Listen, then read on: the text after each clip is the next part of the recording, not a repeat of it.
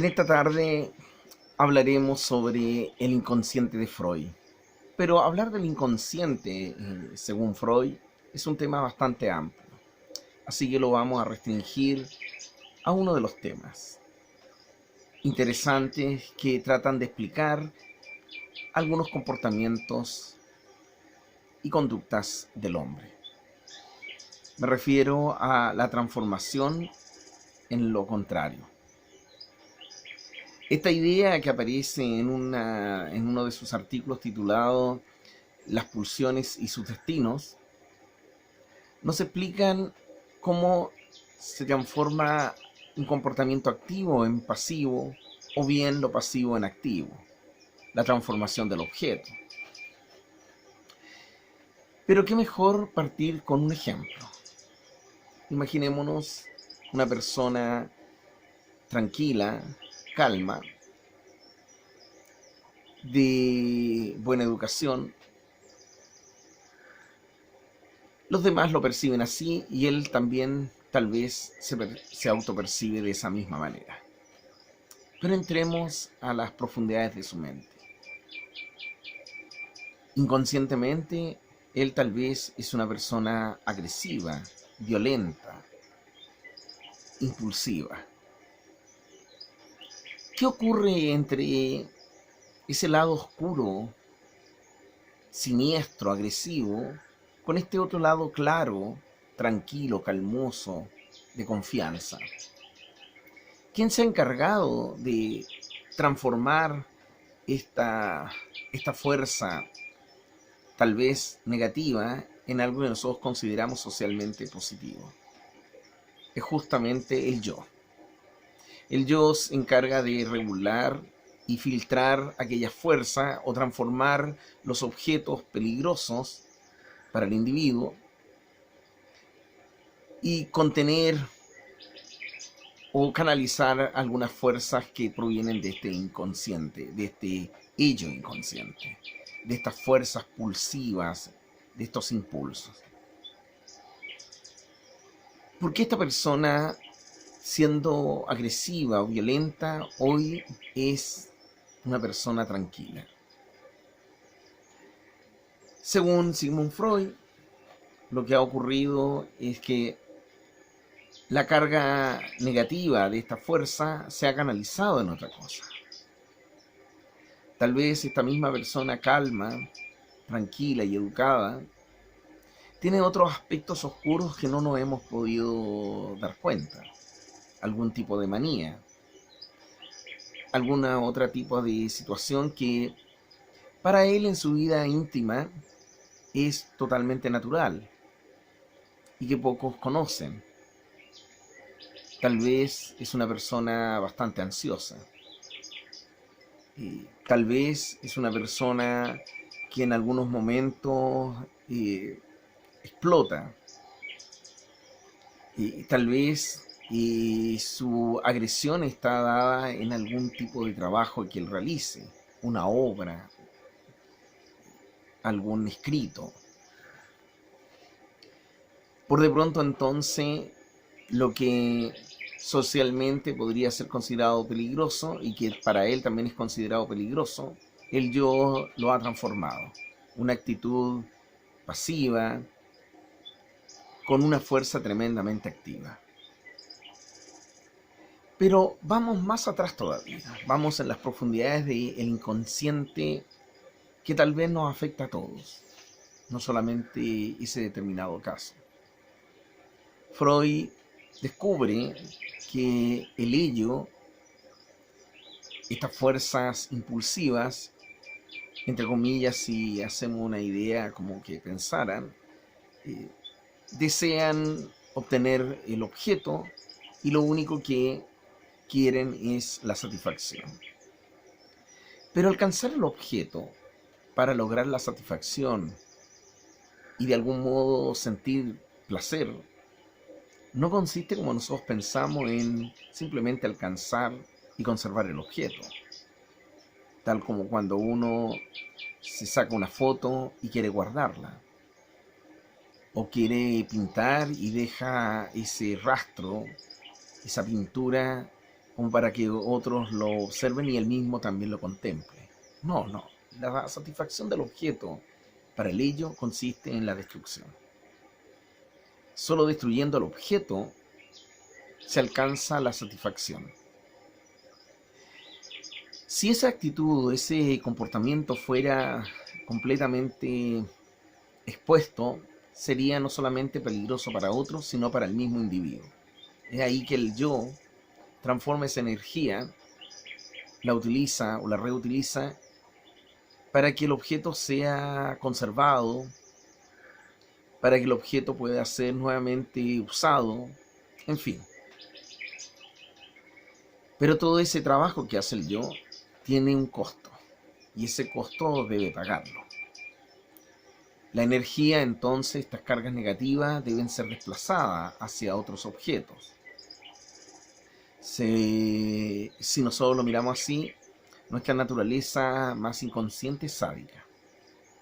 El sadismo es natural, no es algo que sea perverso ni siniestro, es natural.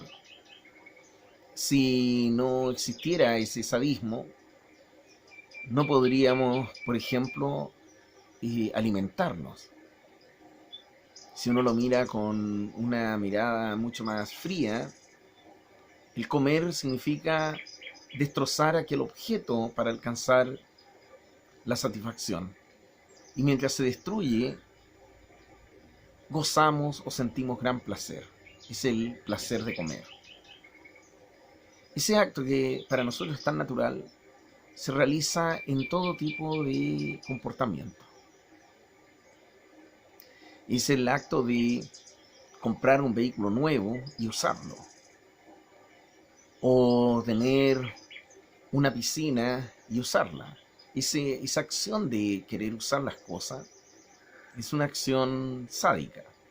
Es, si nosotros lo decimos inconscientemente, eliminar el objeto. Pero como no lo hacemos realmente, se transforma en un concepto simbólico. Otro tema que es muy importante dentro de la teoría del inconsciente y del método psicoanalista. Ese sadismo no puede ser eliminado, ni tampoco puede ser permitido que toda esa fuerza salga de una vez. El yo entonces tiene el gran trabajo de transformar, nivelar, minorizar, canalizar esa fuerza. Es así que entonces esta persona con un carácter sádico, destructivo, se transforma en una persona tranquila. Pero la tranquilidad, ya dije, tenía un costo en esa persona. Y el costo es que ese sadismo se vuelve sobre sí mismo. Es lo que podríamos llamar masoquismo. Por lo tanto, esa persona tranquila, amorosa, que se ve tierna, no está destruyendo al otro, sino que se está autodestruyendo.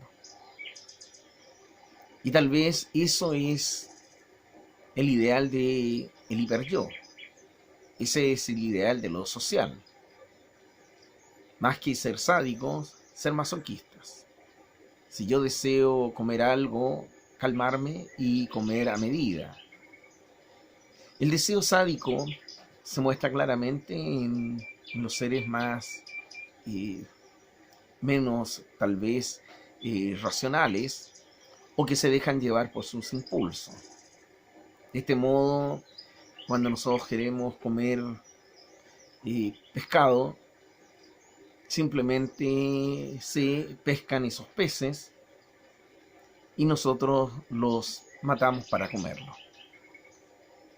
Es un placer comer pescado. Tal vez una persona diga, no, yo no lo hago porque yo no quiero carne, yo como verdura. Pero pensemos en una lechuga. Una lechuga es un ser viviente y para comer la lechuga tienes que destruir ese ser. No se trata acá de ser vegano, de ser vegetariano, de ser omnívoro, de ser carnívoro, o se trata de obtener el objeto de esta manera o de esta otra. Es que sea una u otra manera de obtener los objetos, nosotros utilizamos esas fuerzas sádicas para poder protegernos y mantenernos en la vida. Por lo tanto, de algún modo el sadismo tiene algo positivo, nos permite vivir. Pero eso se produce si el yo mantiene esa regularidad, o por lo menos tiene la fuerza de controlar el ello. De ahí que una persona que se droga con algún tipo de droga fuerte, un ácido por ejemplo, va a requerir entonces cada vez más fuerza para poder, mucho más ácido para poder sentir la satisfacción. ¿Por qué? Porque para el yo ese placer que se ha obtenido es peligroso. Y entonces anula el placer en otro momento. Entonces la cantidad de fuerza y del objeto tiene que ser mayor para poder sentir la satisfacción y el placer.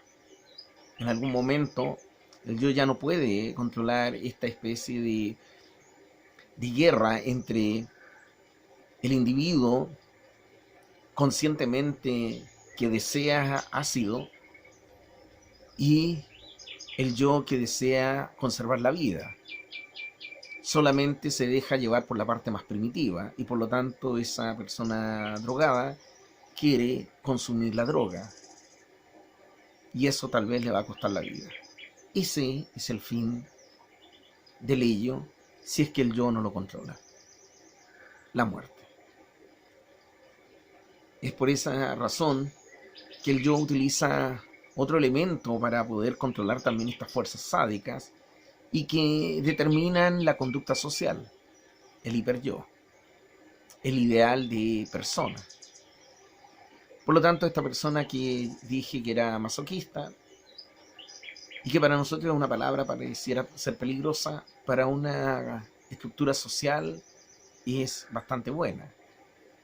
Así tenemos trabajadores, gente con cierto poder que va a autocontrolarse. Y ese autocontrol es justamente un masoquismo. Se ha transformado esa fuerza activa en pasiva. Pero también suceden eventos al revés, que lo pasivo se transforma en activo.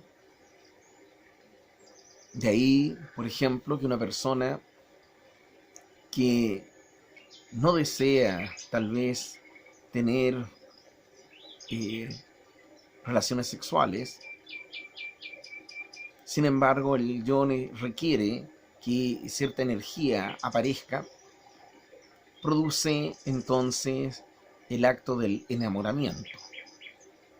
Y una persona enamorada prende las luces para poder activarse. Si no fuera porque el yo requiere conservarse y por lo tanto replicar el individuo, es lo que podríamos llamar reproducirse o bien otra cosa, no sucedería aquello. Ahora no es la única condición que tiene la sexualidad para poder realizarse. Estamos dando tan solo un caso. Y de hecho, la sexualidad es un universo tan amplio dentro del inconsciente que solamente nosotros percibimos una cierta parte de aquello, que es lo que nosotros entendemos por sexo, que es tal vez otro tema. En resumen, la transformación en lo contrario es un elemento muy importante para la conducta humana. El no control de aquello, o bien ciertas condiciones sociales, pueden ser negativas para aquello y se puede transformar en una especie de trastorno. Pero de aquello también es otro tema.